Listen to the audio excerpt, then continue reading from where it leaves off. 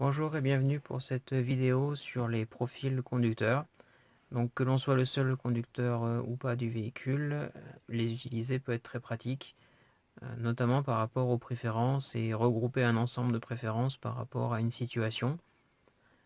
Donc par exemple ici là on voit que je suis en normal, mais on voit que j'ai autoroute et recharge de créer. Le mode voiturier est de base et permet, quand on laisse sa voiture à quelqu'un, de limiter un petit peu les accès.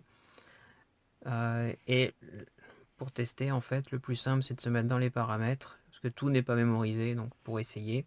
Et donc là, si je passe par exemple en mode autoroute, on voit que la direction assistée est passée en mode sport. Si je vais dans les suspensions et qu'on a l'option Smart Suspension, on peut régler une vitesse à partir de laquelle la voiture va passer en bas automatiquement. Et donc sur autoroute, on voit que j'ai mis 110 km/h. Alors que si je repasse en normal, on voit que j'ai plutôt mis 125 km/h. Donc l'abaissement permet d'améliorer l'adhérence et potentiellement la consommation suivant la vitesse à laquelle on roule et d'autres conditions comme le vent et autres. On peut également l'utiliser par exemple pour la recharge. Donc quand on passe en mode recharge, par défaut je suis en autonomie typique. Mais quand on recharge, ici on préfère avoir souvent les kilowattheures pour savoir si la borne recharge vite ou pas.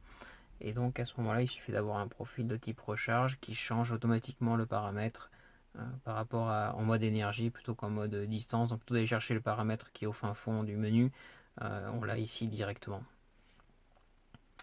Ça permet également de changer d'autres paramètres que l'on va retrouver ici.